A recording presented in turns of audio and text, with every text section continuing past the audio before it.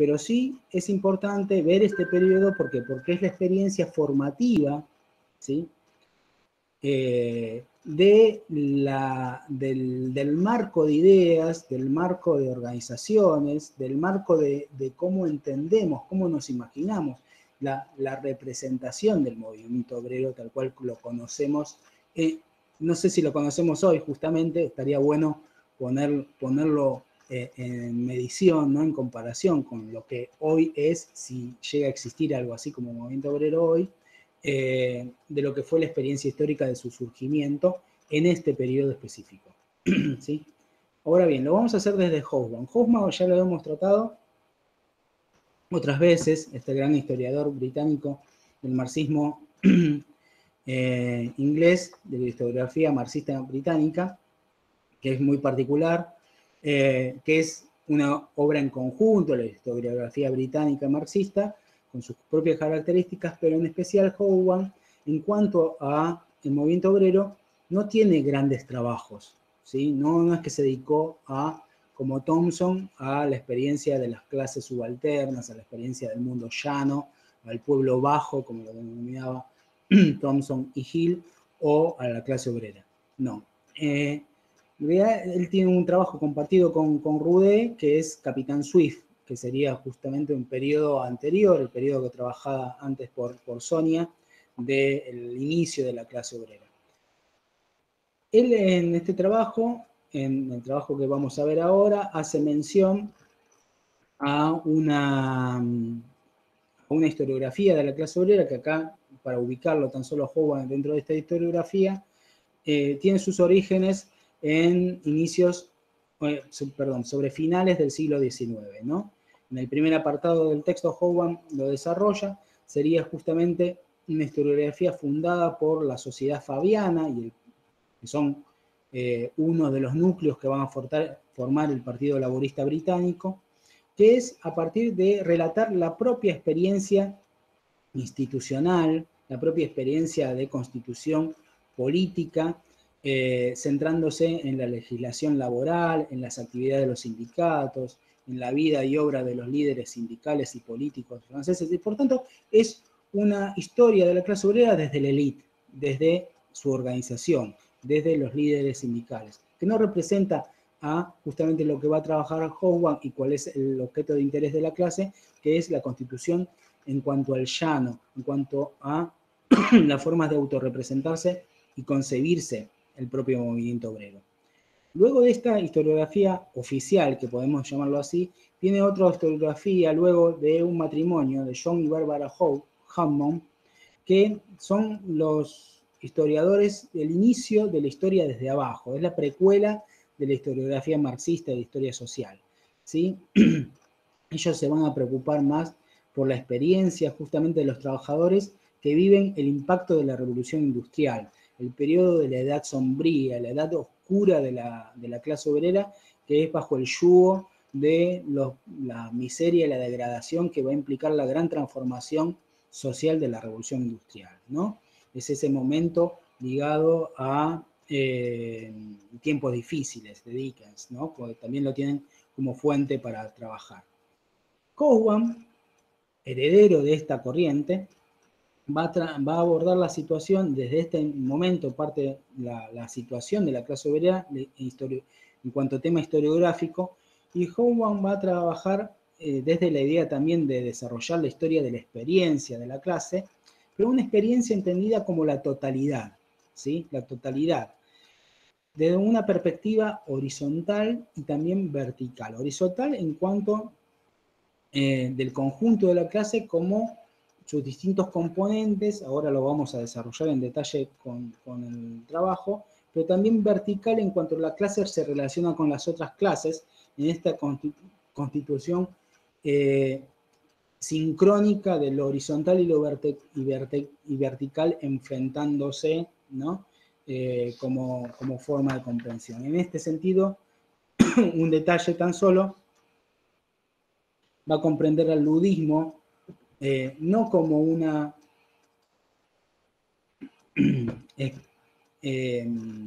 experiencia del atraso, de la conciencia de la clase obrera, este movimiento rompía, se dedicaba a romper máquinas, sino como justamente parte de una negociación colectiva entre capital y trabajo. ¿Qué significaba? Cuando no existía todavía posibilidades de organización, existía la represión, no existía posibilidades de constitución de métodos de lucha organizados, se organizaban clandestinamente sectores de los obreros y rompían directamente las máquinas que traía a la nueva fábrica y que venían a romper justamente la dinámica del artesanado y a imponer condiciones de trabajo, ¿no?, de la subordinación del hombre a la máquina, de mayor y más explotación. Entonces, una forma directamente de negar ese nivel de explotación era romper las máquinas. Entonces, este lo ve como no parte del atraso, ay, miren que cómo la clase obrera está en contra del desarrollo de las fuerzas productivas, sino como parte de la constitución de su propia experiencia y constitución también de las propias dinámicas de esa experiencia horizontal y vertical. Otro elemento que va a sumar justamente el entendimiento de Hobsbawm del desarrollo de la clase obrera son los aspectos culturales, que le va a dar mucha importancia. Un devenir de esta historiografía va a ser el culturalismo, ¿no?, que ya van a agarrar más la beta de Thompson, de estudio del discurso, para luego ir hacia otra, o sea, hacia una visión más culturalista de entendimiento de la clase, versus una visión más que tenga en cuenta las condiciones económicas y sociales. Bueno, ya pasando directamente a nuestro tema, no es porque no estuviéramos trabajando el tema, sino el tema del texto en sí, cómo está constituido. Siempre una nota y una pincelada también de representación. Es interesante ver esta pintura que se llama Vagón de tercera clase, ¿no?, que es un retrato tal cual, hecho por 1862, por un pintor francés, ¿no?, Honor Dumier, el retrato del pueblo este, que es justamente pueblo llano, pueblo de obreros, ¿no?, compartiendo un vagón. La idea del pintor como cronista también de lo que ve, de una vida urbana, ¿no?, una vida guiada por nuevos elementos, por ejemplo, como el transporte, ¿no?, una vida moderna, que es el proceso de proletarización. Acá lo que vamos a trabajar, en primer lugar, es dos cuestiones. Uno es el nivel de industrialización y el peso social y por tanto político del proletariado, y luego vamos a desarrollar el tema de la organización y la conciencia de clase. Otra pintura. Acá tenemos otra. Un pintor que Van Gogh, si tenemos un pintor también de la clase, ¿no?, Van Gogh, pintor de artista realista en este caso, que me unía para hablar de la condición de los mineros y de la fundición, ¿sí? La fundición. Es pintor de obreros, de portuarios, de trabajadores del metal, de mujeres trabajadoras. Empieza a estar justamente ya no a Napoleón, los grandes hombres en la pintura, sino hombres comunes en su trabajo, ¿no? Son justamente pintores a la vez que son militantes, pintores en este caso del Partido Obrero Belga. El primer tema, el peso social del proletariado. Una idea de Hobsbawm, ¿sí?, es que justamente en esta época, con la industrialización, aumenta el peso social y político del proletariado, ¿no? Su organización demostraría una conciencia que amenaza al sistema social. Vamos a poner en discusión esta idea central, ¿no? Primero, ¿qué es lo que hace que aumente el peso político del proletariado? Es que aumenta político y social, ¿no? Tiene que ver con el crecimiento de la industrialización, en primer lugar, en Occidente y en las zonas costeras, interesante para pensarnos nosotros en América, ¿no?, de la colonización blanca, ¿no? Y esto es producto de dos cuestiones. Por un lado, la transferencia de población, ¿no?, del campo a la ciudad, que tiene que ver la transferencia del campo en función de un límite de la disponibilidad de tierras y por tanto la superpoblación agraria que obliga a la emigración del trabajador campesino pobre, no poder conseguir tierra. Esa emigración va a ser tanto hacia el centro occidental europeo, a las ciudades, como va a ser a hacer la América, ¿no? Esta idea de bajamos de los barcos, ¿no? Es producto de la idea del sueño americano de ir ¿a qué? A trabajar y terminar en un conventillo, no, sino justamente de tener tierra en América, pero que no se va a conseguir y va a terminar alimentando justamente la naciente industrialización en América. Y ese proceso de industrialización, ¿no? También es alimentado por un traslado ya dentro de la misma urbe, la transformación de artesanado a proletario, ¿sí? Esta idea del prole, que ya deja de tener como el artesano una riqueza que es justamente el dominio de un oficio y a la vez un sostén que es el gremio, para pasar a ser tan solo uno más que vende su fuerza de trabajo y lo único que tiene es su prole, ¿no? Sus hijos.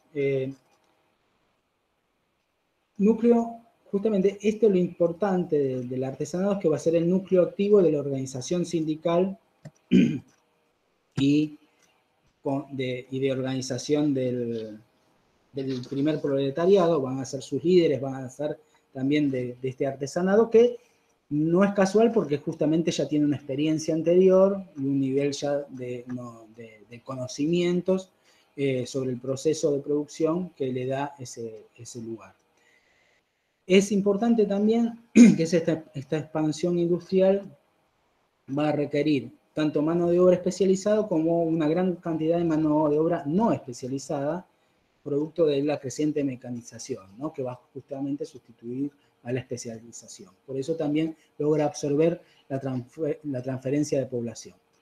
¿Dónde lo va a absorber? En la fábrica. Justamente es el lugar de gran concentración del proletariado. Tenemos la imagen de las grandes fábricas, que también pictóricamente se han representado mucho, ¿no? El peso creciente también de esa población, que va a estar justamente en las ciudades. Las ciudades como el lugar monocromático, el lugar de los yin, ¿no? Representado muy bien por esas fachadas todas iguales de ladrillo, ¿no? Y con la chimenea atrás de las grandes urbes, de las nuevas urbes industriales, ¿no? O las pequeñas ciudades industriales que existen en la periferia y cercana de los puntos, a veces, por ejemplo, en Francia, de las cuentas, de los yacimientos, sean mineros o carboníferos o férreos.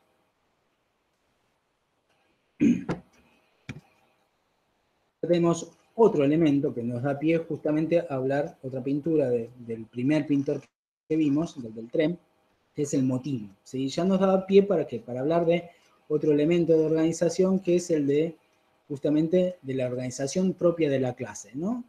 Tenemos 1880, que es un momento de quiebre de la organización que antes había descrito Fabián, de ese socialismo utópico, de la multiplicidad de corrientes dentro del interior de ese conglomerado, que era el conglomerado no unido, que eran las distintas corrientes del socialismo, que a la vez no tenían una organización, ¿no? Propia, si esa organización va a crecer a partir de 1880. ¿Dónde? ¿Sí? Una organización propia que va a ser justamente la organización partidaria. Y esa organización va a crecer en los espacios donde exista democracia liberal. Estamos hablando del occidente y centro de Europa, ¿no? Justamente la democracia liberal, que es una democracia que actúa a través de las organizaciones de partidos políticos que presentan candidatos para los parlamentos, es el que va a dar pie para la intervención política en el espacio público de las organizaciones políticas de la clase obrera.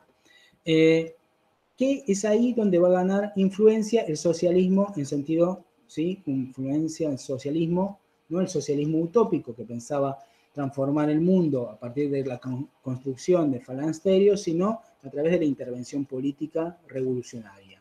¿Sí? Esa organización política revolucionaria no desdeña de la intervención política dentro de las organizaciones, o sea, el Parlamento de la democracia liberal, ¿sí? Es más, es muy raro que exista una organización partidaria socialista con creciente influencia de masas que no se reivindique, ¿sí? Socialista y revolucionaria y marxista, ¿no?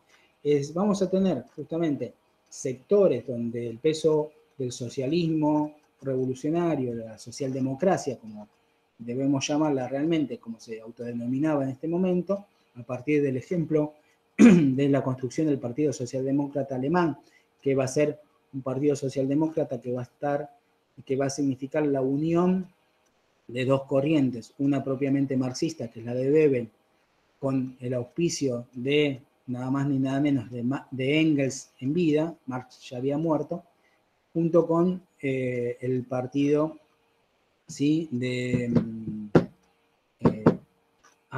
¿Cómo se llama este personaje? De La Salle, ¿sí?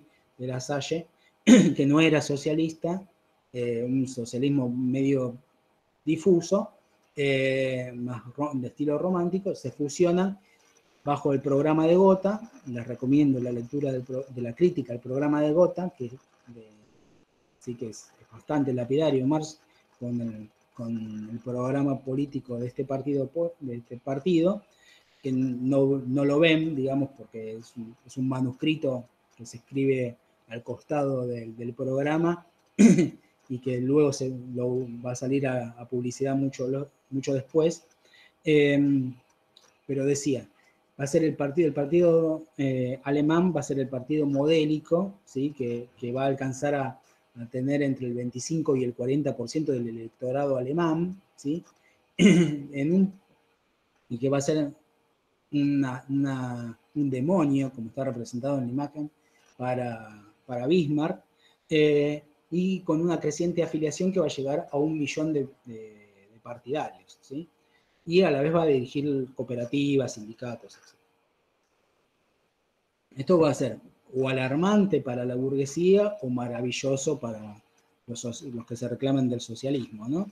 O sea, esto daba una perspectiva de un triunfo a muy poco tiempo, digamos. ¿Por qué? Porque si estamos avanzando, como decía antes, en una industrialización, cada vez hay más obreros, tan solo hacía falta que crezcan en número la cantidad de votos, o sea, cuanto más obreros hay, más votos iban al socialismo, y era cuestión de tiempo para que se llegara al socialismo por medio de la democracia electoral.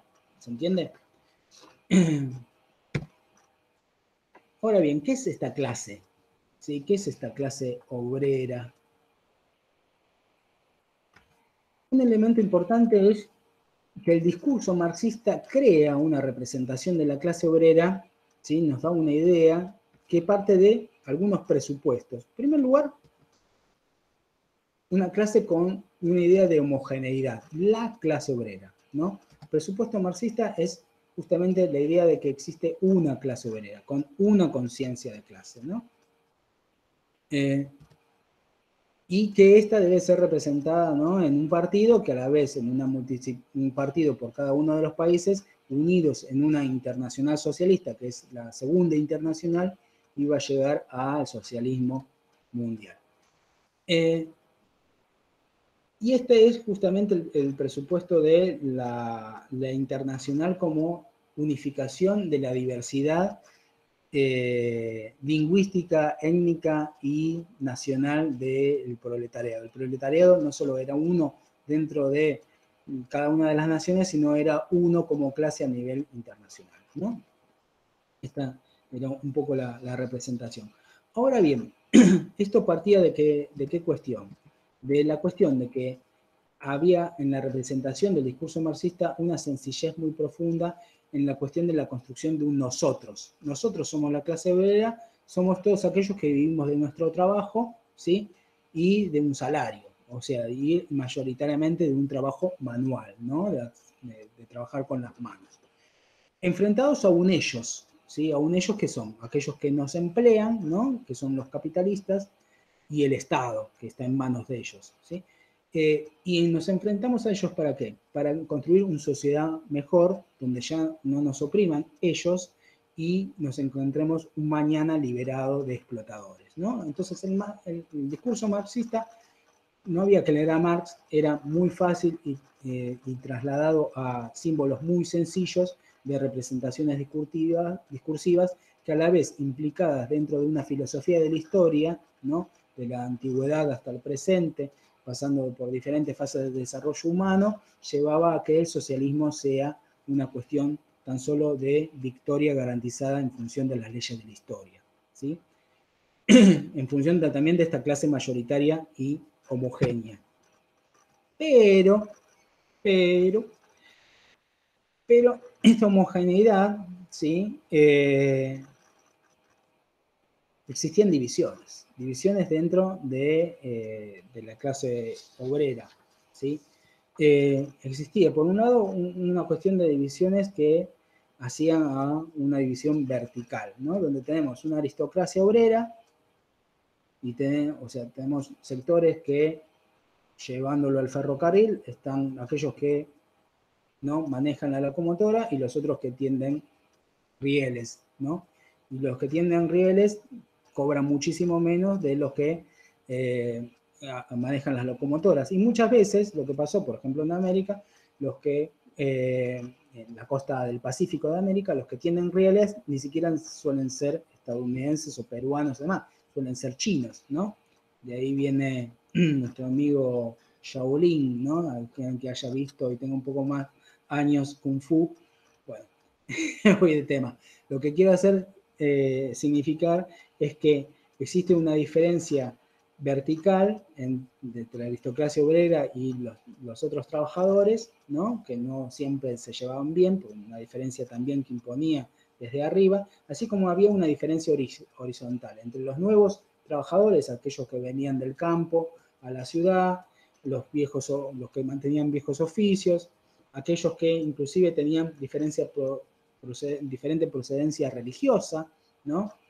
Entre cristianos protestantes y católicos, entre los que tenían diferente nacionalidad, en tiempos de migración importante estamos hablando, ¿no? Todo esto hacía que esta homogeneidad supuesta sea más dificultosa, ¿no? Y que exista una fragmentación muchas veces que tendía a la debilidad de esa clase obrera que parecía por su número tan solo poderosa.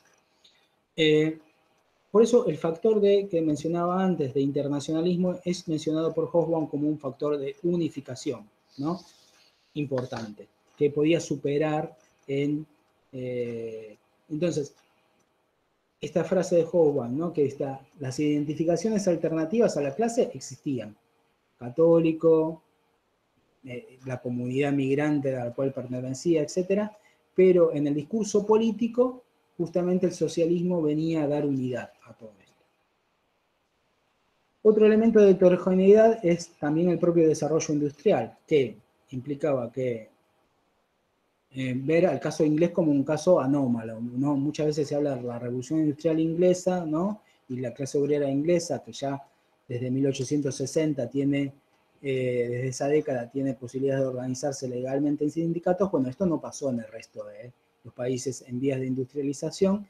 En Alemania va a haber una alta concentración industrial, pero el sindicalismo va a aparecer más tarde. En Estados Unidos va a ser justamente un desarrollo industrial acelerado, pero ahí se va a perseguir de forma criminal a los intentos de sindicalismo. Hablemos justamente de los mártires de Chicago, hablemos de Sacco y Vanzetti, ¿no? Con muchas dificultades para la sindicalización, que tenemos que esperar a la década del 30, o sea, la crisis del 30, para ver la importancia de la creación de nuevos sindicatos con peso dentro de la clase obrera estadounidense, y a la vez diferentes sectores dentro de la misma clase obrera, tenemos ramas industriales más poderosas y ramas más débiles. Adelante, porque ya estoy teniendo más tiempo, ¿no? A pesar de esto, ¿qué es lo que unifica a el discurso de la clase obrera? ¿Sí? ¿Qué es lo que unifica esta diversidad?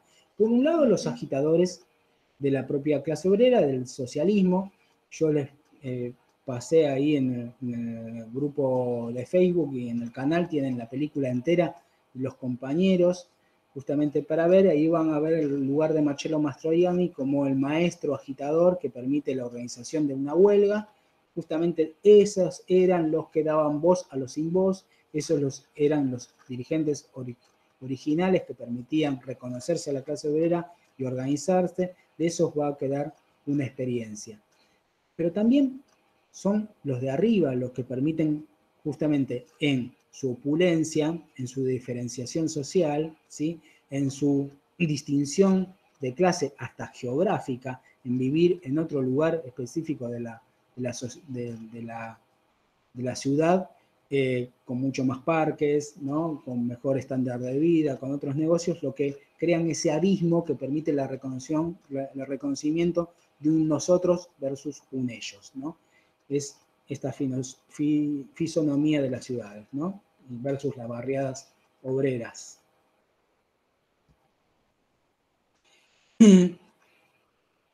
Y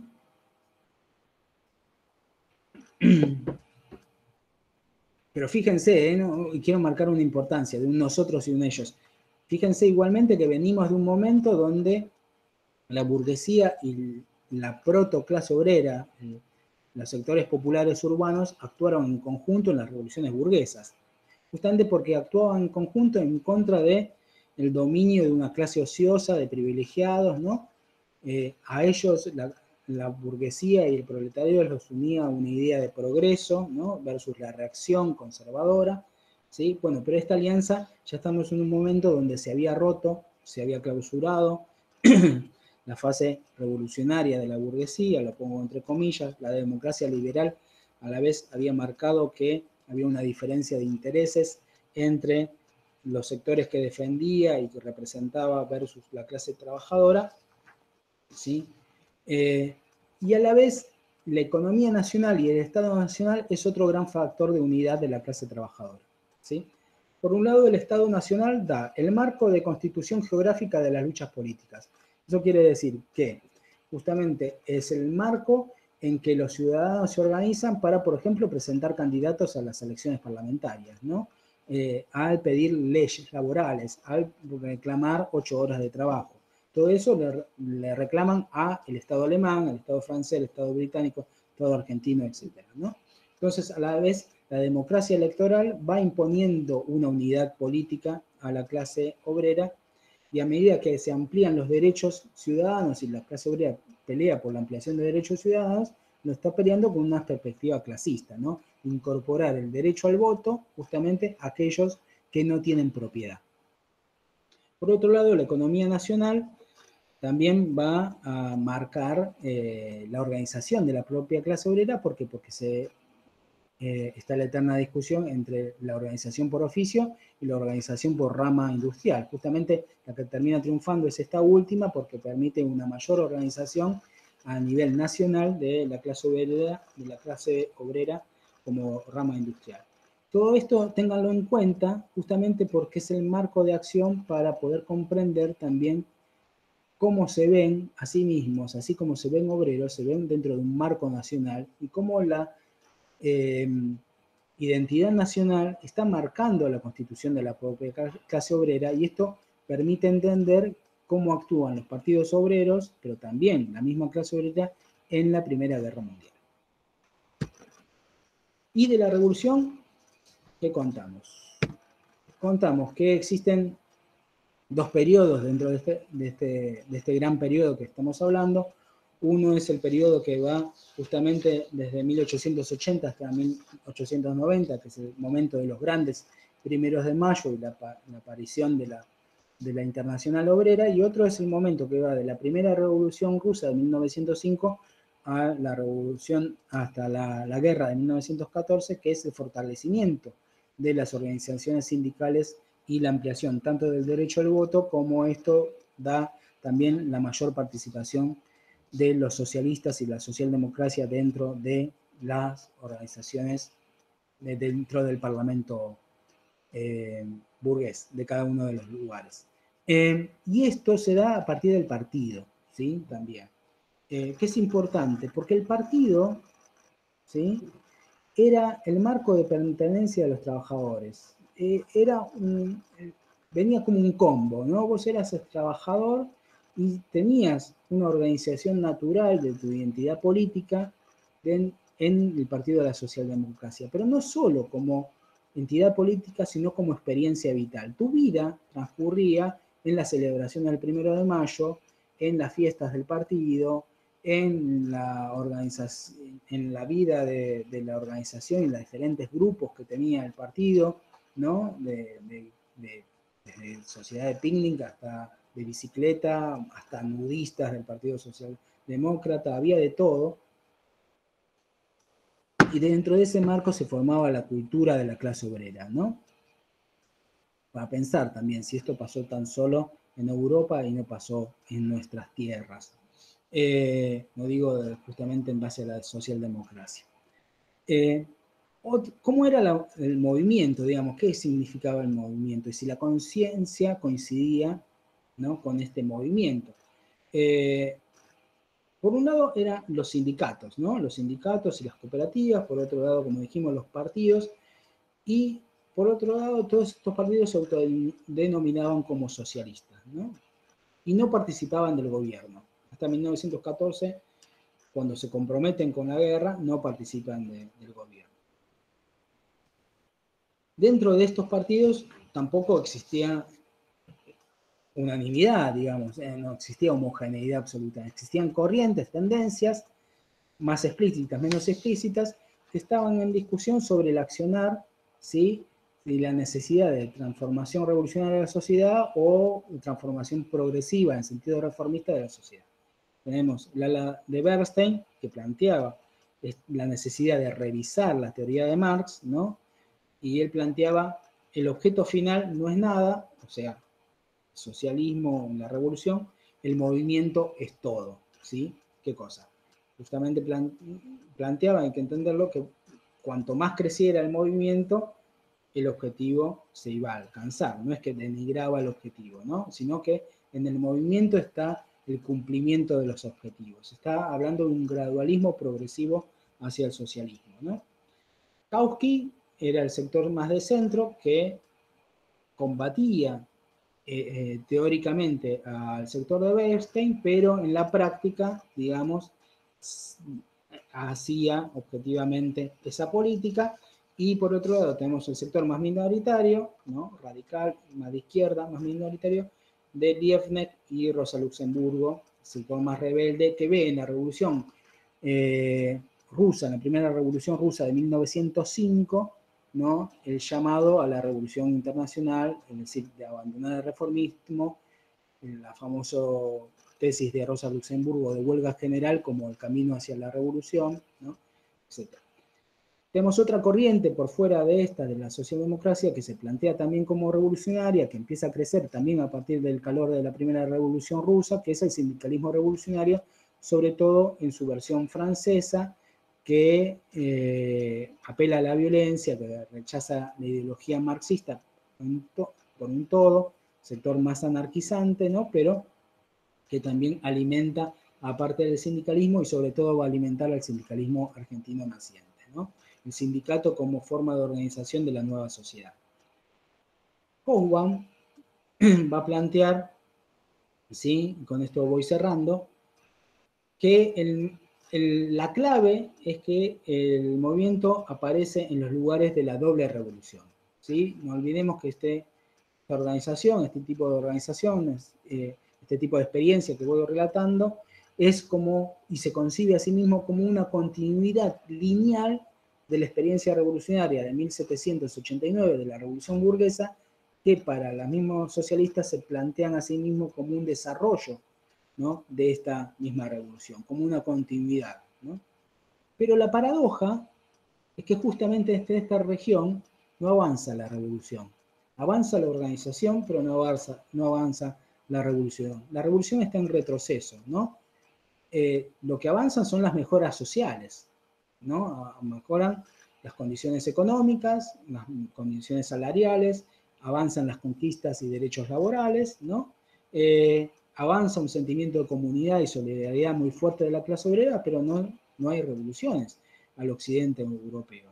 En cambio, donde sí hay insurrecciones, es en la medialuna pobre de Europa, en España y en Rusia, ¿no? Pasando por Italia, ¿no? Sí hay un aspecto revolucionario, intentos revolucionarios en esas regiones, ¿sí? Entonces, el movimiento obrero, su bandera es el progreso. No olvidémonos esto, el progreso de los desvalidos. El movimiento obrero absorbe a la vez, como decíamos, a otros sectores. Por ejemplo, sectores que viven al margen de la sociedad, que vivían al margen o de la exclusión social, y justamente hace falta ver los nombres, ¿no? Berser, Kautsky, Luxemburgo, ¿sí? La población europea judía es atraída por el socialismo, pasan a ser parte de sus dirigentes, ¿sí? De ahí viene luego la relación de judío comunista que va a ser el nazismo, pero ¿por qué? ¿Esto es casual? No, para nada, porque justamente van a encontrar en el movimiento socialista internacionalista, ¿sí? La superación de toda frontera nacional y de identidad nacional, justamente la barrera que le ponían a la integración nacional por parte de la burguesía a los sectores justamente que tenían un capital cultural muy elevado, que eran justamente los europeos judíos. Y en función de esto también van a ser parte integrante de sus dirigentes. Dentro del texto de Hobsbawm hay poco lugar para la mujer, por eso siempre es bueno retomar el texto de Scott, que ya vimos, y de Varela, ¿sí? Que vimos la clase pasada. Así como también hay poco lugar para los niños, que siguen siendo parte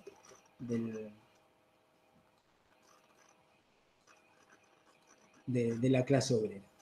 Bueno, rápido resumen. Ahí alguien hizo una superación del antisemitismo plantea.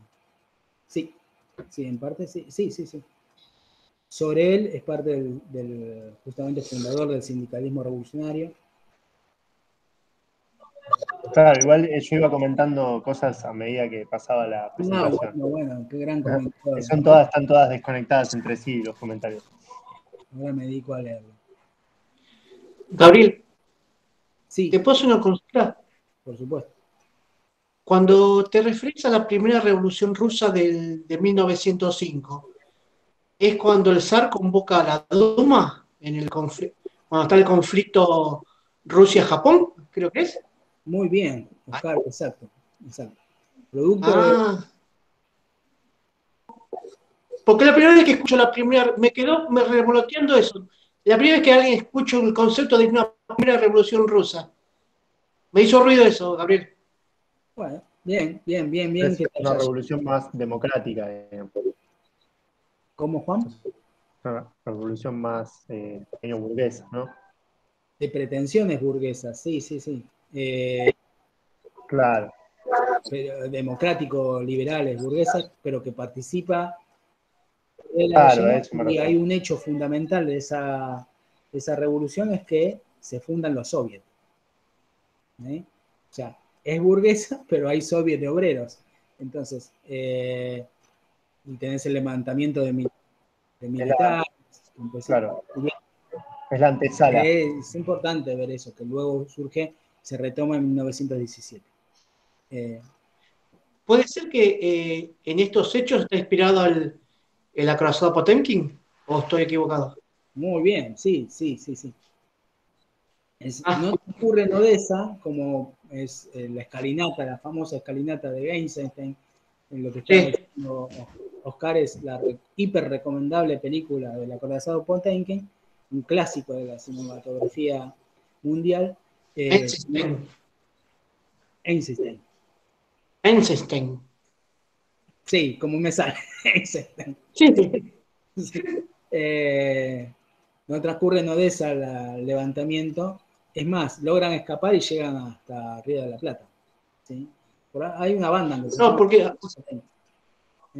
asocié todo, ¿viste? La Duma, la acorazado Potemkin, o la escena de Los Intocables también, cuando va cayendo la cuna del bebé.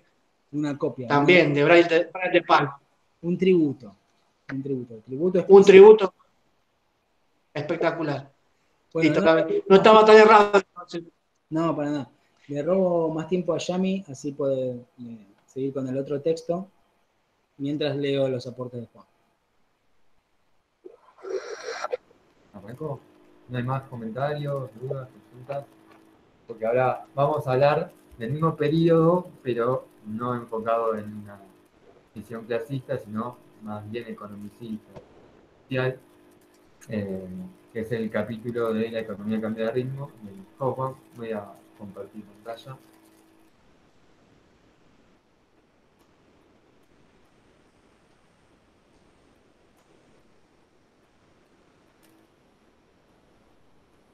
Me dicen si se ve bien. Ahora se ve. Perfecto. Buenísimo. Bueno, como les decía, vamos a trabajar sobre este capítulo. Ya no era el Imperio, si no recuerdo mal. Y sobre, si bien está dentro de la clase de Segunda Revolución Industrial, eh, vamos a ver que el texto no profundiza demasiado sobre este concepto. De hecho, va a tener una mirada menos de menor importancia, de prestarle cierto valor a la Segunda Revolución Industrial.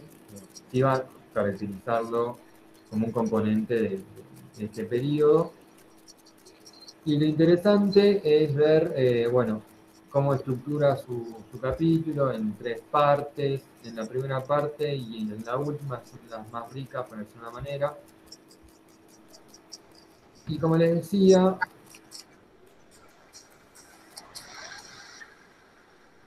bueno, en este periodo, si hablamos de economía, de una economía que ya se puede plantear. Escucho un ruido, ¿puede ser que haya un micrófono abierto?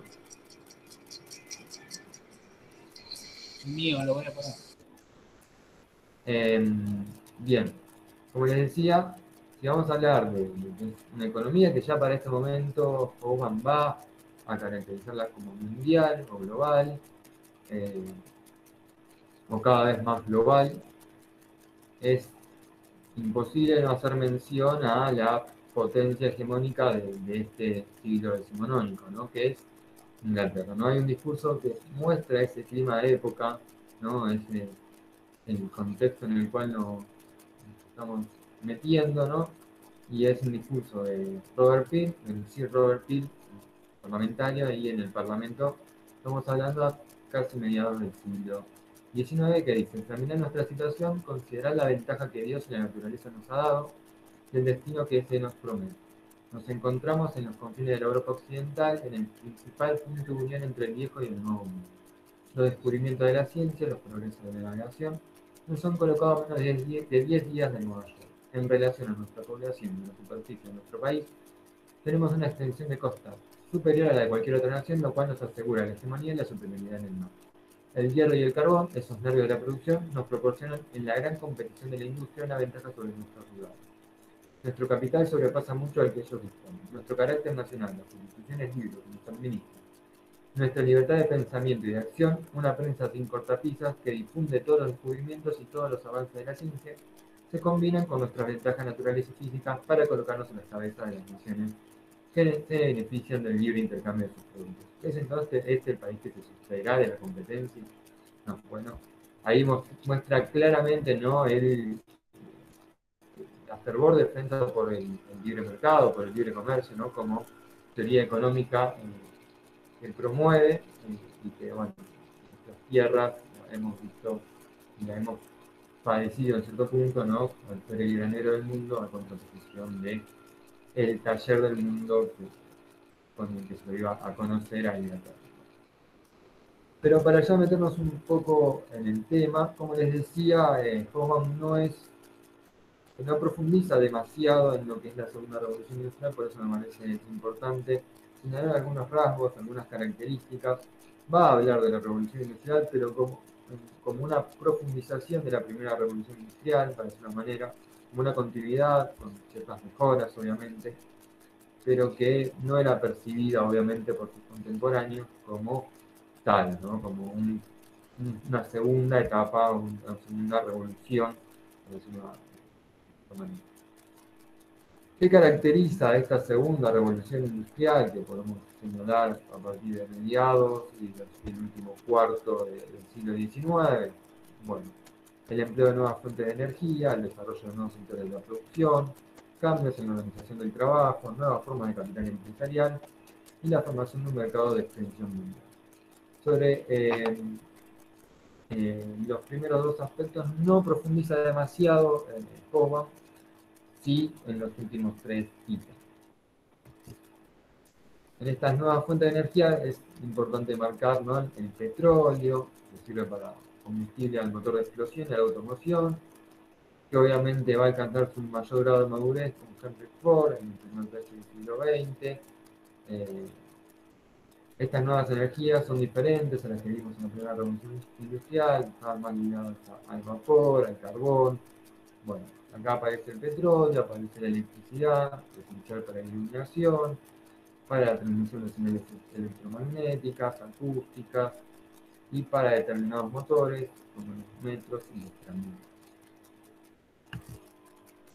Otro de las singularidades de los sectores de la producción más pujantes, entre 1870 y 1914, son la industria química, ¿no?, los colorantes, los explosivos, abonos, medicamentos, fibras artificiales, caucho. Ahí vemos una imagen de Michelin de esos tiempos. La nueva siderurgia, de ella se obtiene níquel, aluminio, el hierro se somete a procesos de refinado a través del convertidor de Bessemer o el de Siemens Martin, estimulando el desarrollo de la industria de armamento. Que estamos en un contexto de lo que se denomina paz armada, ¿no? Si bien no hay grandes conflictos a partir del fin de las guerras napoleónicas, la producción de armamentos fue en ascenso, ¿no?, con un fuerte vínculo con el Estado, el sector y el sector estatal, ¿no? Y eso se va a ver evidenciado cuando se produzca la Gran Guerra de 1914. Otra industria que es importante son las industrias alimentarias, ¿no? Aparecen las latas de conservas, que también van a tener una participación importante en esta nueva revolución industrial.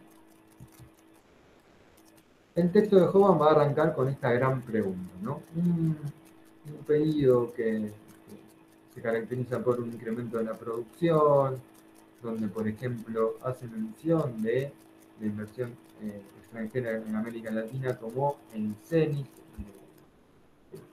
en la cantidad de esa lluvia de inversiones, ¿no? En Argentina, en Brasil, en Uruguay, ¿no? ¿Cómo puede ser que en este periodo de incremento de producción, de colocación de inversiones, cómo puede ser que se lo califique de Gran Depresión, ¿no? Si bien atinado autorizarlo, segmentarlo a la Gran Depresión, segmentarla entre 1873 y 1890, 95, ¿no? Prácticamente 20 años, por ahí anda.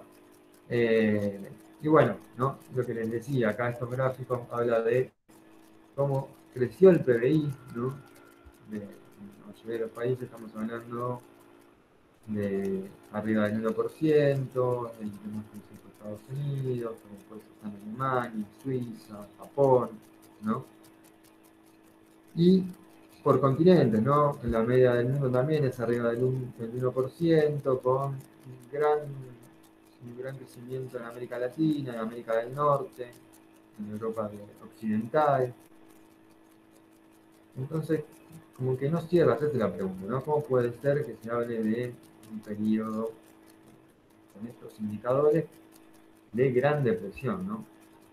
Un calificativo fuerte y contundente, ¿no?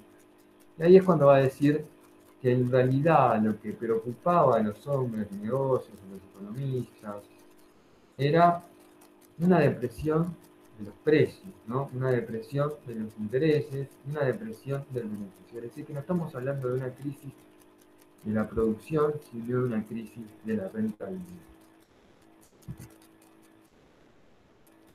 Uno de los sectores más afectados en este periodo, ¿no?, va a ser el sector de la agricultura, ¿no? Una depresión muy fuerte de su rentabilidad, de sus beneficios,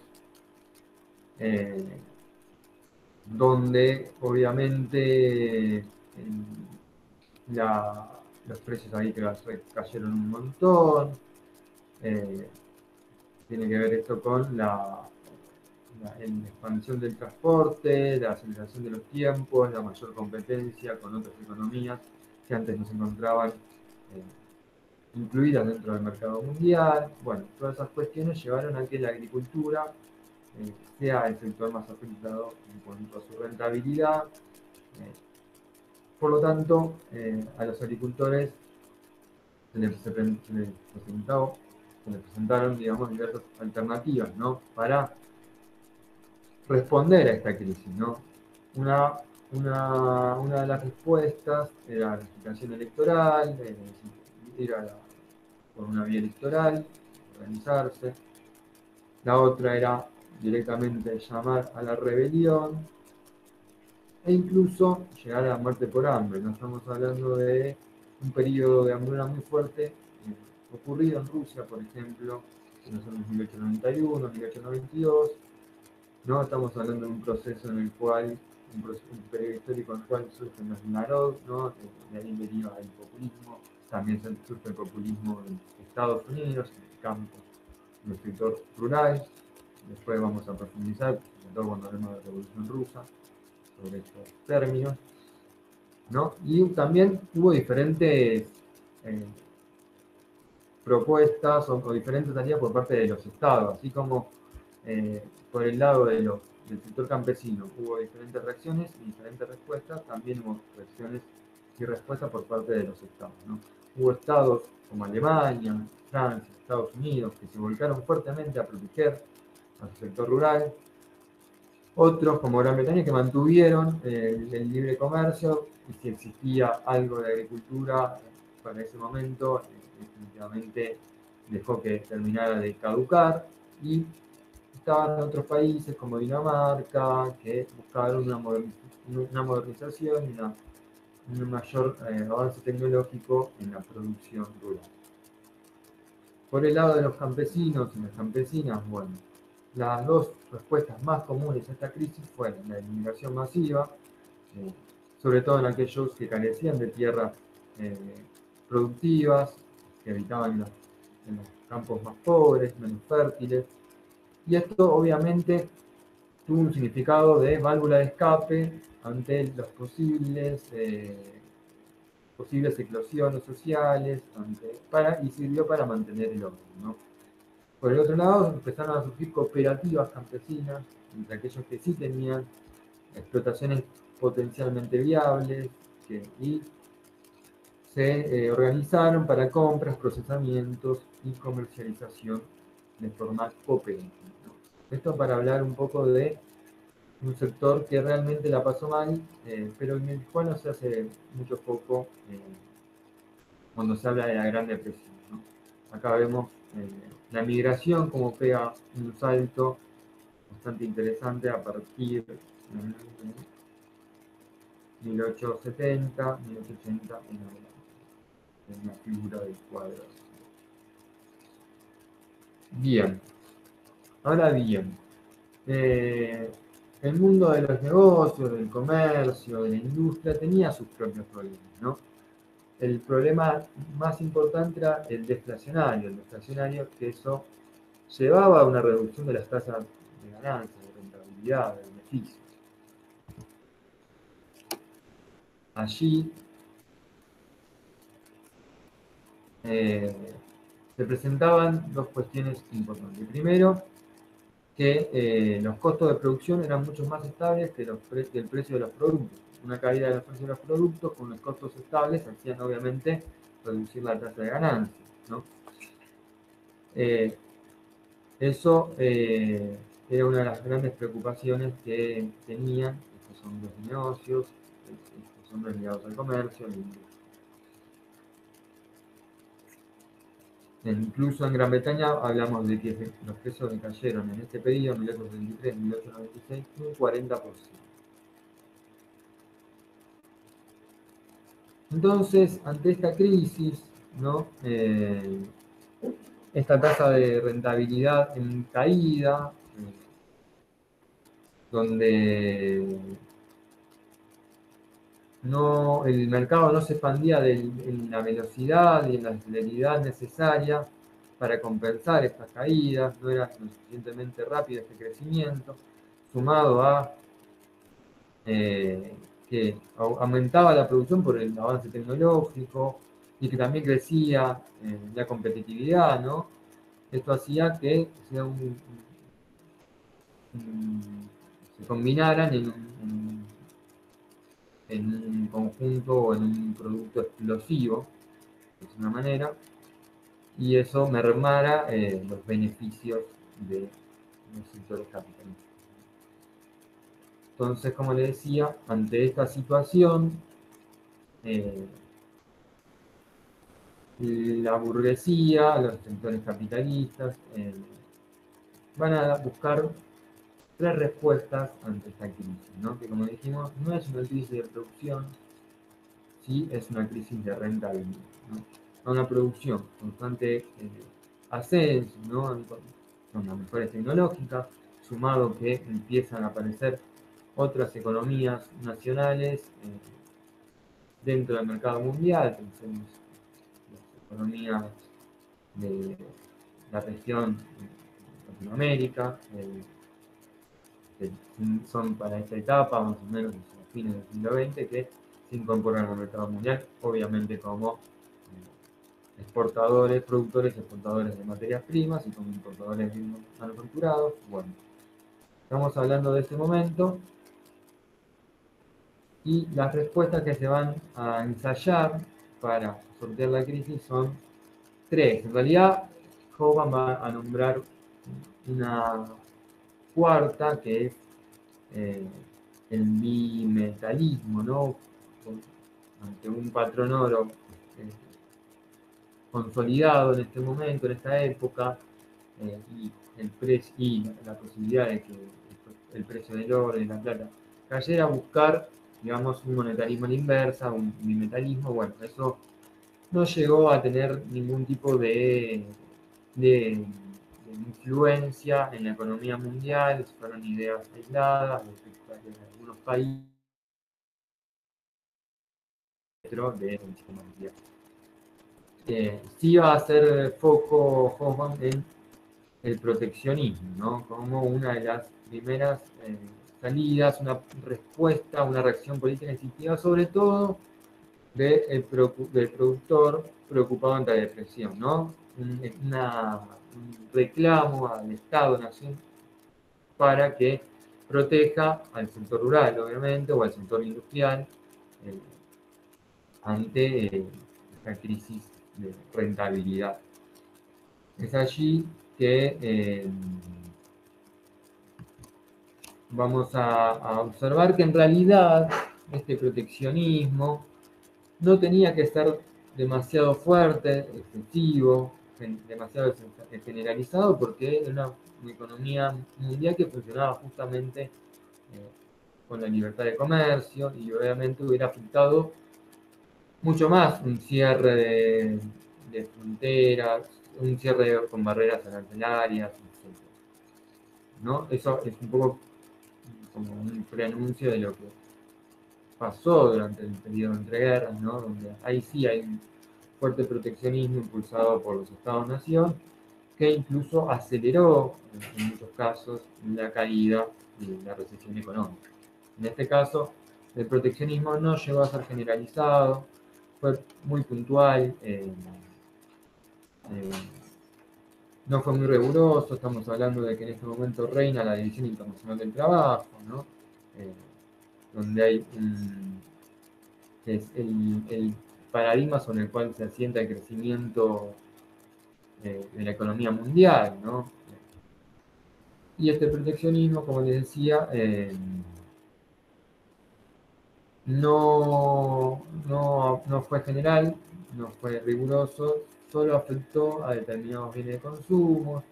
Obviamente los movimientos de la fuerza de trabajo y de las transacciones financieras siguieron circulando, fluyendo libremente, y esto contribuyó a ampliar el proteccionismo industrial, digamos, contribuyó a ampliar la base industrial del planeta y a abastecer fundamentalmente a los mercados domésticos, a los mercados internos que se encontraban en crecimiento, ¿no? Vimos también cómo empezaban a obtener mejoras las clases trabajadoras, ¿no? Organizadas, y esas mejoras llevaban a un mayor consumo, obviamente que no era un gran consumo, no era un gran crecimiento de ese consumo, pero sí elevaban el piso y aumentaban, exigían una mayor producción destinada a ese mercado interno,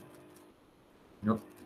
Ahí vemos cómo evolucionaron estos aranceles medios sobre las manufacturas, en porcentaje sobre valor. Bueno, en Reino Unido,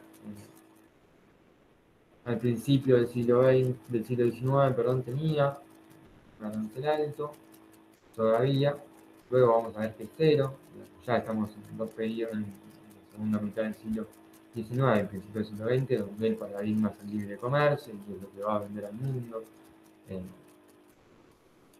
Y luego vemos cómo en Francia comienza con un 20%, baja hasta la Gran Depresión, y luego de la Gran Depresión vuelven a subir estos aranceles sobre manufacturas. Lo mismo se da como en Alemania. Bueno, Alemania va a ser una de las economías pujantes en este periodo histórico, ¿no? Junto con Estados Unidos, que más o menos siempre se mantuvo en un nivel bastante alto de proteccionismo, y ni que hablar el crecimiento que tuvo el proteccionismo al sector industrial, a las manufacturas, tanto en Rusia como en Japón, ¿no? Japón, otra de las economías que se incorpora, otra de los sectores industriales, los países industriales que se incorporan en este momento junto con Rusia, siempre hablando de determinados lugares o focos de industrialización, ¿no? No podemos hablar de una generalización de una economía totalmente industrial, pero sí de sectores o centros pujantes industriales. Entonces, esto es lo que hace a una de las respuestas posibles a la crisis, que fue muy localizada y no fue, digamos, un factor relevante para poder sortearla. Sí vamos a tener como una segunda respuesta, y acá va a ser foco el autor, con lo que modifica el modus operandi y la estructura de las empresas, ¿no? Y allí entra lo que es la racionalización empresarial y la concentración económica, ¿no? Una combinación de ambos, ¿no? Los trusts, los cárteles, los holdings, en cuanto a la concentración económica y la concentración de capital, y por el otro lado la gestión financiera, el taylorismo, como una racionalización empresarial, ¿no? Una nueva forma de organización de las empresas. Bueno, con respecto a esto último, supongo que algo se debe ver en el pensamiento económico, si no tiro algunas líneas de lo que es el taylorismo, la gestión científica, luego estar muy emparentado con el fordismo, ¿no? Que el objetivo, obviamente, de la gestión científica y de Taylor, que comenzó en un lugar muy focalizado, ¿no? Todavía no estamos en el auge de la racionalización empresarial. Esto va a llegar a partir de la aparición del Corte y sobre todo luego de la Primera Guerra Mundial, ¿no? Todo este nuevo modus operandi, ¿no? Y obviamente el objetivo era sacar mayor rendimiento y productividad a los trabajadores. Constaba de tres métodos claves, pilares, que era aislar a cada trabajador del resto del grupo y transferir el control de la producción a los representantes de la dirección, la famosa figura del supervisor, del capataz. Se descomponía sistemáticamente cada proceso en elementos cronometrados, empieza a aparecer la cadena de montaje, la división de tareas, ¿no? La fragmentación del proceso de trabajo. Y un tercer ítem que es el sistema de pagos de salarios diferenciado como incentivo para producir más, ¿no? Obviamente, para producir más y una mayor alineación, afinación y explotación. Para sacarles, digamos, toda esa capacidad que tenía el obrero, todos sus conocimientos, cualidades, ¿no? Y terciarizarlo o separarlo y adjudicárselo a la supervisión, a las capataz, a las gerencias. Esto con respecto a una de las salidas, ¿no? Que se combinaba muchas veces, y generalmente esta gestión científica se aplicaba en las grandes empresas, ¿no? Estamos hablando de un momento en el cual aparecieron los trusts, los cárteles y los holdings, donde la concentración avanzó a expensas de la competencia. Ya no estamos hablando de una economía mundial liberal, competitiva, sino que estamos avanzando hacia una economía mundial que va tendiendo de a poco a la aparición de oligopolios, ¿no? No es tampoco un momento de auge de los monopolios, pero sí se empiezan a gestar estos primeros ejemplos de grandes empresas, corporaciones que obviamente crecen a expensas de las más pequeñas. En este sentido, vamos a ver que las diferencias entre un cártel, un holding y un trust. Bueno, un trust es una fusión de empresas de un mismo ramo para crear una nueva empresa. Ahora vamos a ver un ejemplo de este tipo. Un cártel es una asociación de empresas del mismo, de la misma producción, para decirlo de una manera, de la misma rama, que fija producción y precios, ¿no? Y luego tenemos lo que es un holding. Podemos pensar que si bien son países, lo que se llama OPEP, podemos pensar que tienen un funcionamiento bastante similar a un cártel, ¿no? O sea, la organización de países exportadores de petróleo, ¿no? Y por último tenemos un holding que obviamente es un grupo financiero para invertir capital, donde ahí tienen capitales de diferentes sectores económicos, en el sector de bancos, del automóvil, de la construcción, de la industria química. Dos ejemplos muy importantes para esta época son la Standard Oil y la United Steel Corporation. State Steel Corporation, ¿no? Para ver las diferencias entre un trust y un holding, bueno, un trust de la Standard Oil, perdón, fundada por Rockefeller en 1870 en la ciudad de Cleveland, con un capital de $1 millón, Rockefeller, para eliminar competidores, adoptó una política indirecta, la de control de los transportes, mediante la compra de compañías ferroviarias y de navegación. Desde 1872, gracias a su filial ferroviaria, logró el monopolio del transporte del petróleo. Algunas de las compañías integradas dificultaban algunas gestiones y maniobras financieras. Para evitar estas dificultades, Rockefeller decidió crear una estructura nueva el tránsito. Mediante una convención, las acciones de todas las compañías quedaban asociadas en manos de un consejo de 9 personas. Con ello, guardaba la dirección efectiva del enorme organismo que se llamaba ahora Standard Alliance Oil Co. of Ohio, sin oposición alguna, ¿no? Y vemos cómo se produce la fusión de diferentes empresas, todas relacionadas al petróleo, a la industria del petróleo, a diferencia de un holding, que es lo que vimos recién, ¿no? La United States Steel Corporation, constituida en 1901 por la integración de una sociedad bancaria dirigida por John y Morgan, magnate de las finanzas, y un trust siderúrgico encabezado por Carnegie, la Carnegie Company of New Jersey, con capital de $160 millones. Agrupaba entonces 11 compañías que a su vez controlaban otras 170 subsidiarias.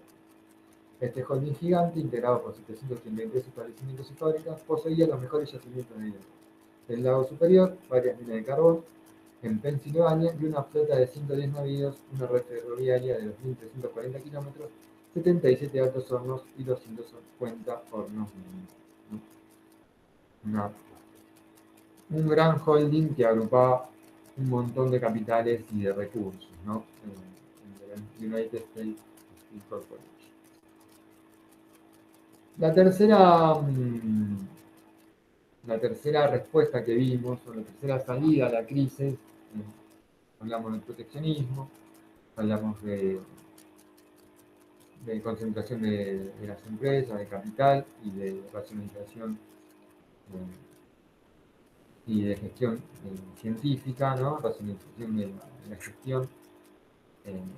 Tenemos como tercera salida allí a lo que es el imperialismo, ¿no?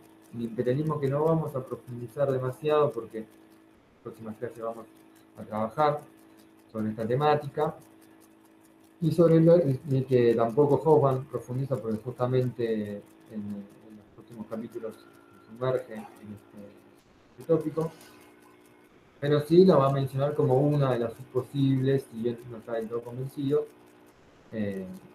como un factor importante del imperialismo, ¿no? Por presión de capital para conseguir inversiones más productivas y por la búsqueda de nuevos mercados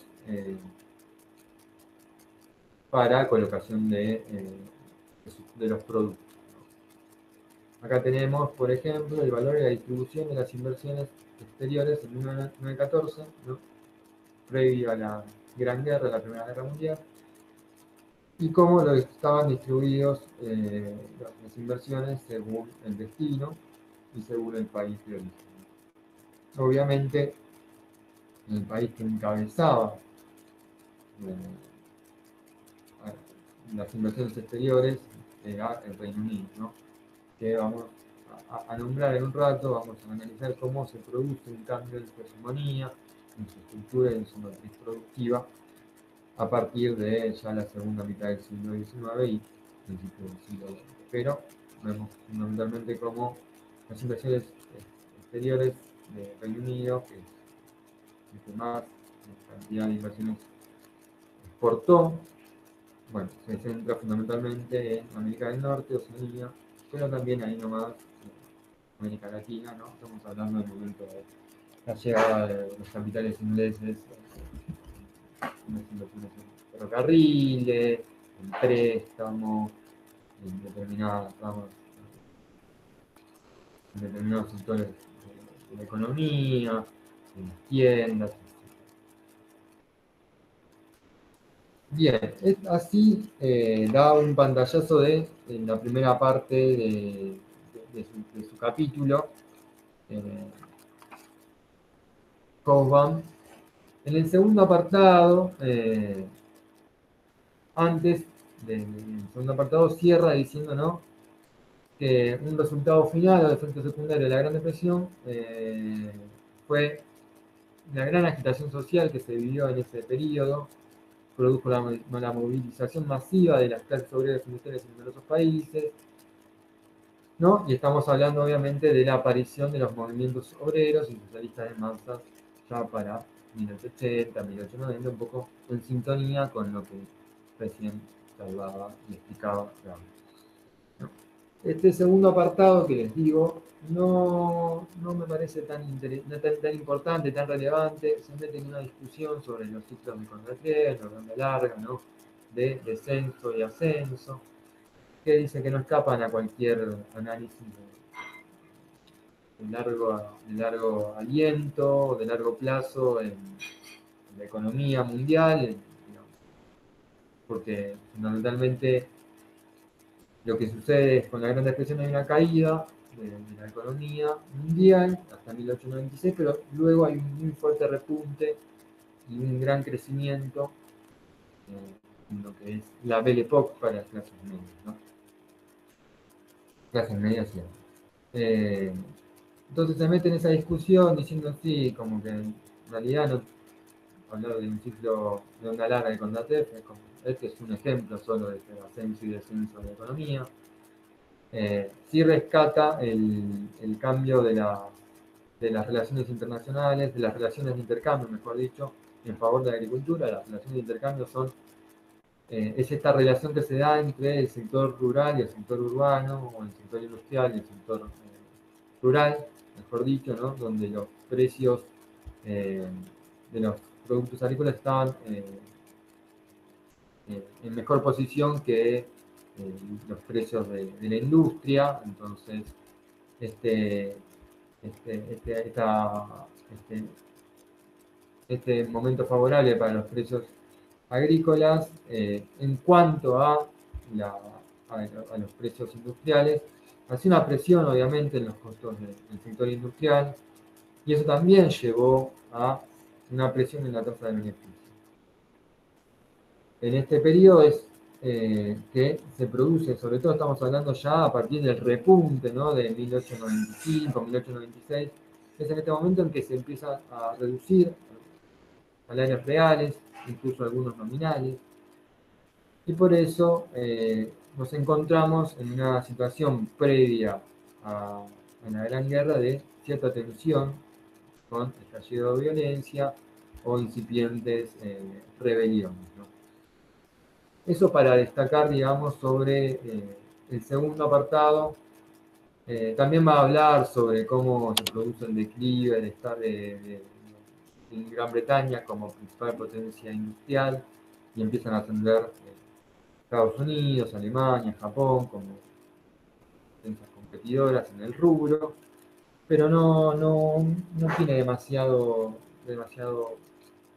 más para sacarle jugo a ese apartado. Sí, es importante el tercer apartado, donde hace como una síntesis de cómo se encontraba la economía al momento de la era del imperio, en este periodo de 1870 y pico a 1914, ¿no? Así que allí vamos a esta especie de síntesis que hace el autor, que es importante. Esto no vamos a trabajar después con el imperialismo, bueno. Y Hoffman va a sacar, o va a enunciar, mejor dicho, cuáles son las principales características de esa economía mundial. Va a señalar como primer punto que la base geográfica de la economía global, de este sistema mundo, de economía mundo, era mucho más amplia que antes de 1873, ¿no? El sector industrial y el proceso de industrialización se amplió en Europa. Acá vimos en Suecia, Países Bajos, Rusia. También se amplió el mercado de materias primas, ¿no? Ahí podemos ubicar por ejemplo, a Argentina, Uruguay, a Brasil, donde se establecieron zonas dedicadas a la producción, sobre todo de materias primas, y esa integración en el mercado mundial, ¿no? Estamos hablando del momento de Argentina, granero del mundo, ¿no? Un modelo agroexportador. Y esto, obviamente, no solo para las economías menos desarrolladas, subdesarrolladas, entre comillas, sino también es que integró a otras economías, a otras geografías, como por ejemplo Bakú, como la Cuenca del Donetsk. Es decir, que si uno hace un balance en 1914 y ve la situación entre 1914 y 1873, bueno, la economía mundo era mucho más amplia, ¿no? Su base geográfica se había ampliado, se había expandido, se habían integrado nuevas economías, economías nacionales, que el autor es interesante porque habla de, bueno, en este segundo punto, ¿no? La rivalidad entre los diferentes estados que se da justamente por una economía mucho más plural, con mayores actores en escena. Y estas economías nacionales, ¿no? Si bien la teoría liberal no le da un rol preponderante al Estado, de hecho, interferencia, si le da un rol es justamente como secundario, o si interviene, interfiere en la regla de juego de manera perjudicial, digamos, ¿no? Es una interferencia en la libre circulación, en el libre mercado, de la mano invisible, ¿no? Entonces, estamos hablando de que estamos en una economía en una economía mundial con muchas economías mundiales, con bloques sólidos, donde estas economías nacionales tienen sus particularidades. No es lo mismo hablar de una economía nacional como Francia, como Países Bajos, como Inglaterra, obviamente, Estados Unidos, Alemania, que las economías nacionales Argentina, Brasil, Uruguay, solo para dar algunos ejemplos, ¿no? Donde el funcionamiento de la economía nacional era muy distinto al de a las economías nacionales, digamos, lo podemos llamar los países centrales. También se amplió en este momento, ¿no? Y las relaciones fueron mucho más variadas entre el mundo desarrollado y el mundo subdesarrollado.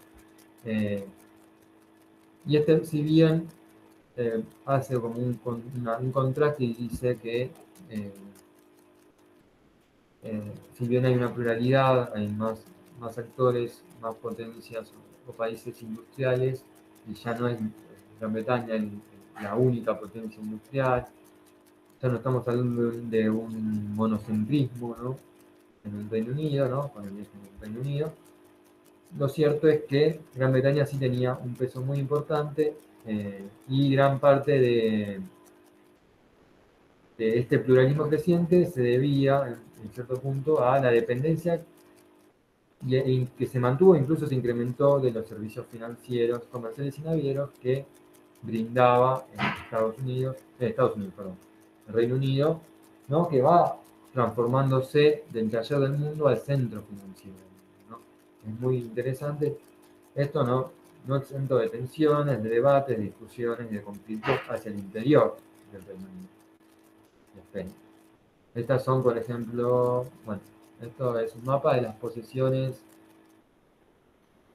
británicas, francesas, españolas. Estamos ya ligados más al imperialismo, podemos señalar, pero me interesa más marcar esto, ¿no? Cómo empieza a modificarse, digamos, la matriz productiva o la matriz económica de Inglaterra, que era la potencia hegemónica, la potencia mundial durante el siglo XIX, donde empiezan a cobrar cada vez mayor peso las inversiones exteriores de capital. Ya en 1830 no era nada desdeñable, pero ya en 1860, en 1880 estamos hablando que acaparaban el 50% de la economía mundial en cuanto a sus servicios financieros, navieros, comerciales, etc.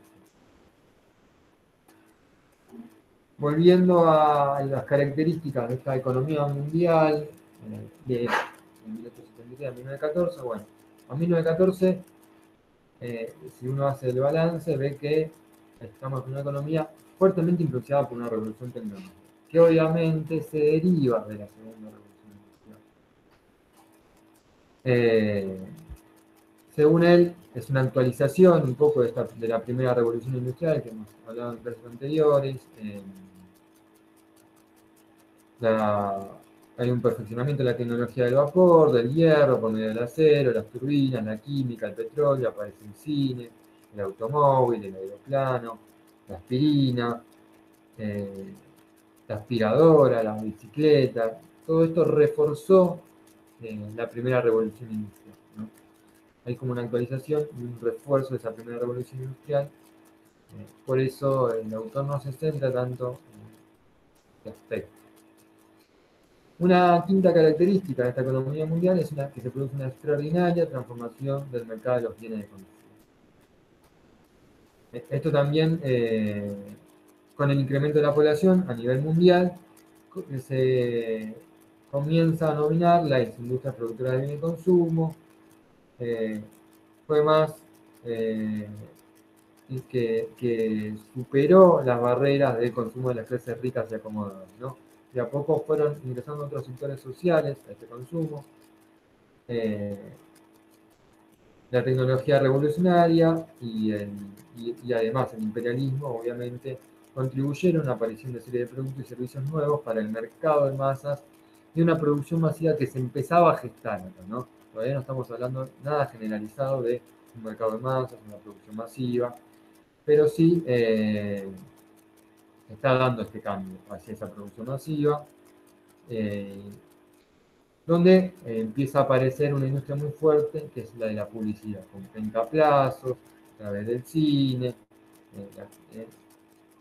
Esos factores fueron importantes, teniendo en cuenta que todavía los sectores medios bajos y bajos todavía no tenían un poder adquisitivo realmente importante como para sostener el nivel de consumo necesario para tener un mercado de masas y una producción masiva.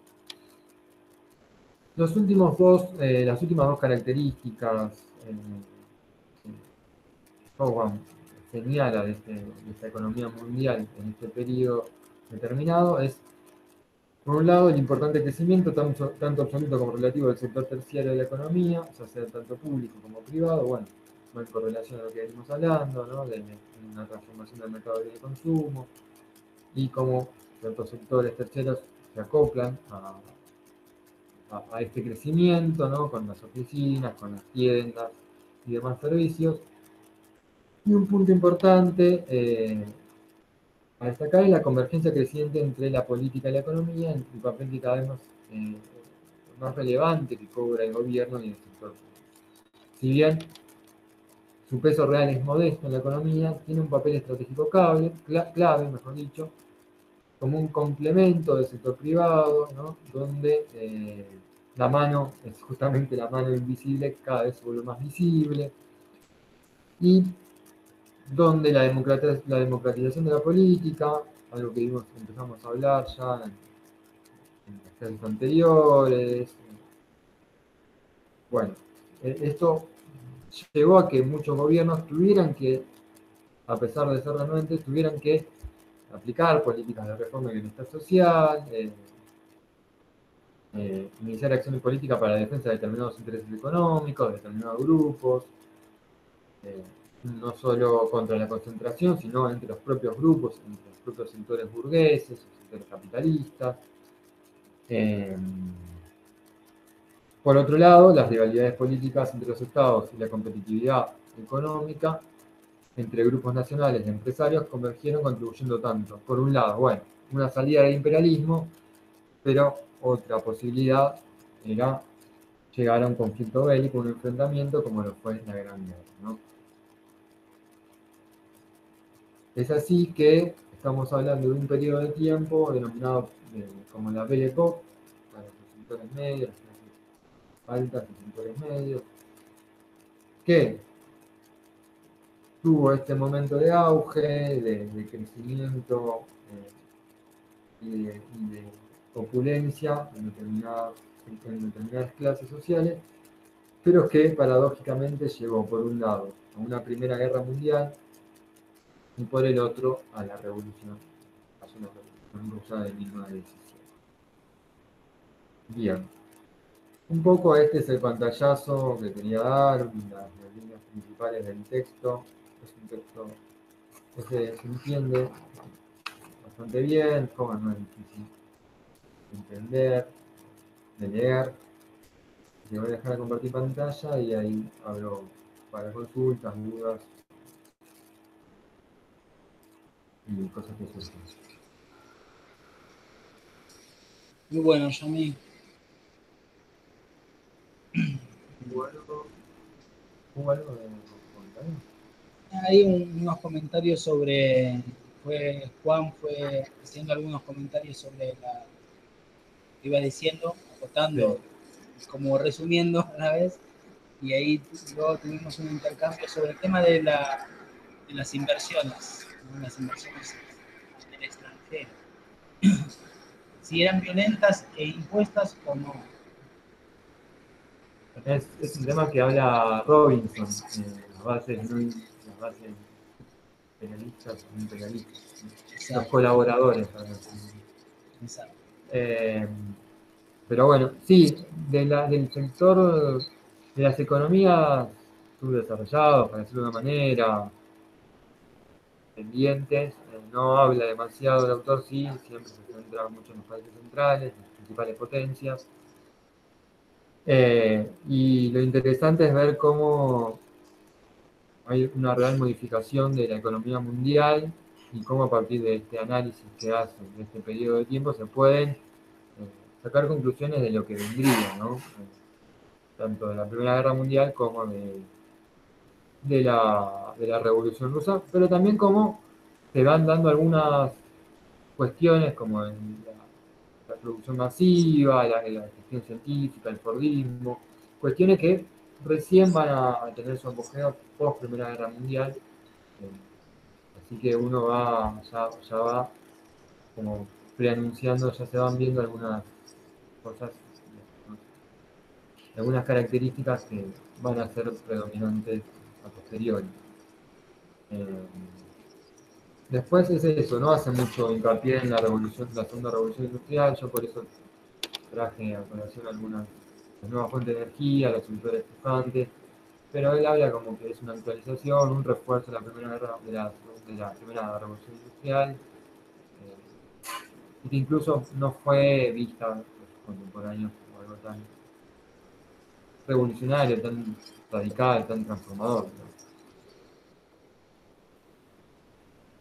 Interesante es cómo el sistema capitalista de una crisis sale reforzado, ¿no? Se transforma y se refuerza a la vez su sistema, poniendo a la vez en una mayor dinámica de expansión su propio sistema en el mundo, ¿no? Ay, Gaby, se te va el audio, ¿puede ser? ¿Cómo?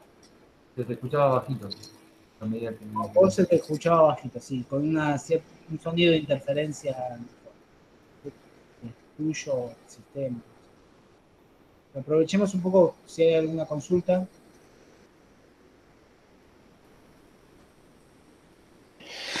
Yo quería preguntar respecto del texto, que bueno, es una cuestión fundamental, por eso la quiero preguntar si la entendí bien. Cuando habla de la cuestión de la rentabilidad, ¿no? Y habla, por un lado, de la situación de los agricultores y después del mundo de los negocios. Cuando habla de la agricultura, para empezar, pregunto si no entendí mal, la razón por la cual se genera toda esta crisis de migración y de cooperativismo entre los campesinos es porque el precio, o sea, ahí Hobsbawm pone puntualmente el precio del trigo, ¿no? El precio de venta del trigo es inferior al de la compra. ¿Está bien como lo estoy diciendo o estoy diciendo una barbaridad? Porque esa es la parte que, o sea, que quiero entender para entender el origen, ¿no? De lo que habla de esta crisis de rentabilidad y no de producción, porque eso me dejó medio confundido. Si quieres se la leo para...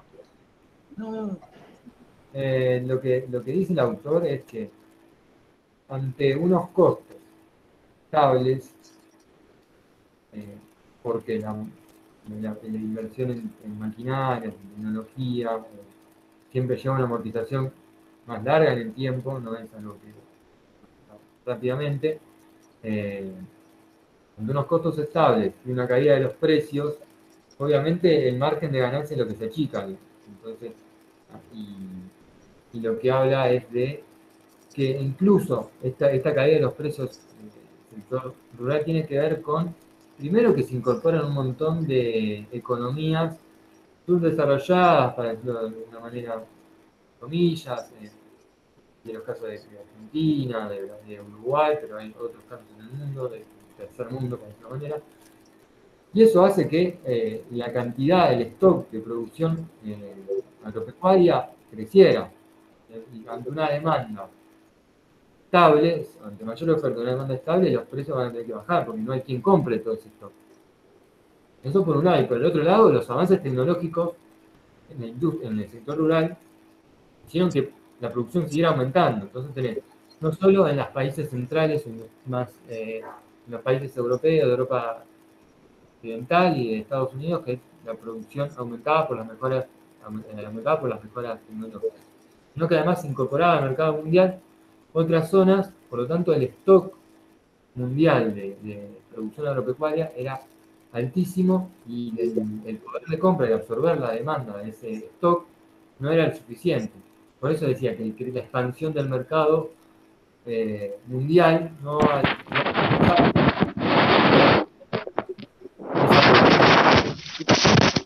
Una especie de una crisis de subconsumo, para decirlo entre comillas, pero tiene otras también. Eso por un lado con lo que hace a la producción rural. Por eso hubo diferentes estrategias, ¿no? Una salida fue, bueno, migrar a otros países. Bueno, acá recibimos una gran inmigración en ese periodo. O, bueno, asociaciones, cooperativismo, tuvimos levantamientos, los Narod, el populismo en Estados Unidos. Y después desde los estados hubo diferentes variables. Una es proteccionismo, proteger al sector rural. Francia, Alemania y Estados Unidos hicieron eso. Los otros países aprovecharon este momento para modernizarlo y tecnologizarlo para una manera, como fue Dinamarca. Y otros países como Gran Bretaña, que si aún quedaba algún ápice del sector rural, para esta época obviamente se terminó de matar, porque el libre comercio era una cuestión intocable, ¿no? Era el paradigma sobre el cual se fundaba el Reino Unido y su familia. Así que ese es un poco en lo que hace el sector rural. Después lo otro está lo de la relación de intercambio, que es la relación de intercambio entre el precio de los productos agrícolas y en comparación con el de los productos industriales, ¿no? Cada vez se necesitaban más productos industriales para comprar productos agrícolas. Eso significaba una relación de intercambio favorable al sector rural, por lo tanto encarecía los costos de producción del sector industrial. Eso después se va a ir modificando una vez que vuelve a crecer la economía, que se da ese repunte fuerte a partir de 1896 y hasta la Primera Guerra Mundial. ¿Esto qué hizo? Bueno, hizo que este repunte, esta mejora de la relación de intercambio con respecto del sector industrial con el rural, genere cierta merma en los salarios reales y obviamente generar ciertas tensiones y una válvula de escape puede ser entendida justamente la Gran Guerra, la Primera Guerra Mundial. Esto un poco para también llevar a lo que es cómo es la relación entre ambos sectores. No sé si quedó claro. Ahora. Sí, justamente eso que dijiste, lo que quería saber si había entendido bien esta relación entre la producción y el descenso de los precios. Pero bueno, ya ahora lo que me acabas de decir y encima lo relacionaste con el sector de la agricultura, con la industria, me quedó más claro, porque entiendo que es una crisis de rentabilidad, pero digamos no podía tener entender su origen. Pero bueno, ahora me lo dejaste claro. No sé si alguien va a escribir algo. Claro, lleva tiempos de amortización más largos, los bienes de capital tardan más tiempo en reemplazarse, obviamente. Siempre sus frutos, digamos, de alguna manera, lleva más tiempo, ¿no? No es algo que se capitaliza en el corto plazo. Y leyendo los comentarios pensaba en las inversiones de China y Kenia para la construcción de líneas de ferro, ¿no? El nuevo imperialismo chino, podríamos decir. Me acuerdo un informe que hizo ¿cómo se llama? El bloque de jefe militar del bloque de la región sur de Estados Unidos, no me acuerdo cómo se llama, tiene un nombre específico. Que hacía todo un detalle de todas las inversiones que tenía China en América Latina, ¿no? Como alertando, che, están haciendo imperialismo, ¿no? Lo dice el jefe de una de las potencias más imperialistas que uno puede encontrar, ¿no? Así que, pero sí, podemos pensar, ¿no? Repensar ese imperialismo, no podemos hablar del mismo imperialismo del siglo XIX o del siglo XX, pero sí repensar el rol de China y qué tipo de imperialismo es, o es un imperialismo o qué características tiene. Porque muchas de las inversiones son justamente en puntos estratégicos que uno se posiciona en Argentina y ve los vagones chinos, ve las industrias pujantes en inversiones chinas, las nuevas energías renovables y en las centrales de energía, bueno, cuántas coincidencias hay, salvando las distancias y las coyunturas. Y esa función de complementariedad con la economía central. Sí. Granja de cerdo en Argentina, sí. Sí, no, por eso digo, en Argentina tranquilamente lo podemos pensar en las inversiones, en qué sectores se dan, cómo son las características. Pero también, bueno, es un tema que va a saltar en la clase que viene con el imperialismo, y vamos a entrar en detalle. Y también para no entender, bueno, y que acá es como, acá qué pasa en el sector de los países no desarrollados, bueno, queda la coerción, queda la libertad de lo que hace, lo que se le antoja, tienen el poder para imponer, o bueno, qué grado de connivencia, de consenso, de acuerdo y cooperación hay con las clases dirigentes. Lástima que no está Sofía, ahí no la veo. Una compañera que va a grabar el video de Nelly. Sirve para darle. ¿El video de quién? ¿Va a grabar? Sofía va a grabar los 3 capítulos seleccionados de Imperialismo, etapa superior al capitalismo. Ah, Es esta discusión. ahí le pega lindo a Kautsky, todo el tiempo le pega a Kautsky.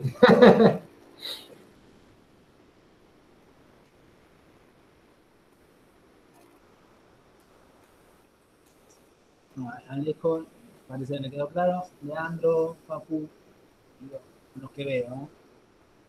Una pregunta, acotación sobre cualquiera de los dos textos.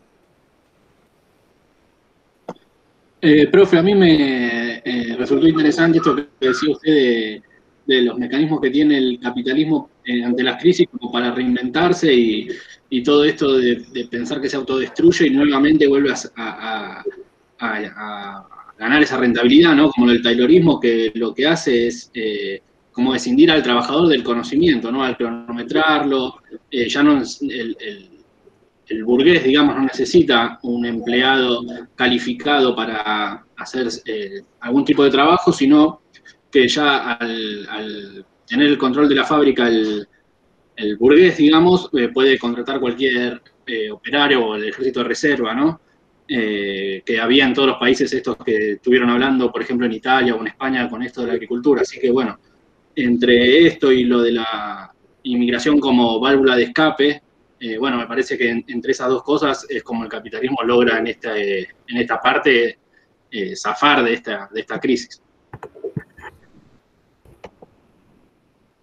El gran tema es hoy, ¿no? La migración de africanos que cruzan el Mediterráneo. Cumple la misma función que cumplían antes las civilizaciones interiores, o es capaz de reabsorber el capitalismo, esa mano de obra, ese ejército de reserva gigantesco que ha creado. Ese mismo capitalismo, así como estamos discutiendo, sigue las mismas condiciones de la clase obrera que describimos, sigue actuando para identificar, para representar, para unir, ¿no? Algo tan heterogéneo como es clases que viven de su trabajo. Hoy ese capitalismo tiene la capacidad de volver al proteccionismo. Trump lo logró con el proteccionismo, lograr algo, lo va a continuar viviendo. Gabriel, puede ser que tengas un problemita de audio, no se escucha muy bien, ¿eh? No sé si tienes un micrófono cerca, escucha medio entrecortado y bajito. Bueno, disculpa. Después lo comentamos, ¿no? La clase que viene, o lo escribo en el chat. Ahora ahí se te escuchó mejor. Igual ya son como las 10. La gente se va marchando a poco. Bueno, si querés cerrar vos ya a mí, de alguna forma. No, bueno, esto que tomen estas cuestiones que dimos hoy, porque en la clase que viene vamos a hablar sobre imperialismo, y bueno, hoy lo mencionamos al pasar, no vamos a profundizar, pero bueno, para ver el contexto histórico y cómo era la economía mundial en ese momento. Y cómo puede ser pensado, no son respuestas aisladas por un lado, sino que pueden pensarse como respuestas combinadas que da sectores burgueses, los sectores capitalistas, sobre todo en las potencias centrales, para sortear la crisis. Y en este caso, bueno, vamos a trabajar sobre una de estas respuestas que no es nada, tampoco algo nuevo el imperialismo, pero sí que se profundiza fuertemente. Por mi parte, Bueno, creo que gracias Camille, gracias a todos por estar presentes. Bueno, nos vemos el jueves que viene con los textos correspondientes. nos vemos. Chao, profe. Felicidades del padre No, a profe. todos los compañeros. Hasta luego, profe, gracias.